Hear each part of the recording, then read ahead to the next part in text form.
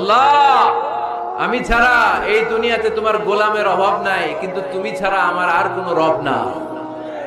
তুমি ছাড়া আমার কথা শোনার, আমার ডাকে সাড়া দেওয়ার দ্বিতীয় আমার কেউ না।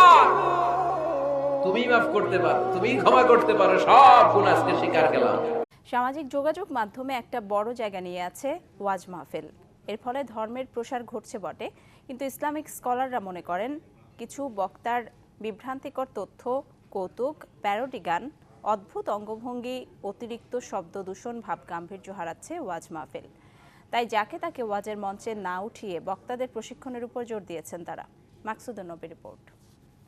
হবে না ততক্ষণ পর্যন্ত আমাদের ওয়াজ জীবনে কাজ দিবে না, যতক্ষণ পর্যন্ত আপনি আমি আমাদের জীবনে ঈমানের আইলটা ঠিক করব না।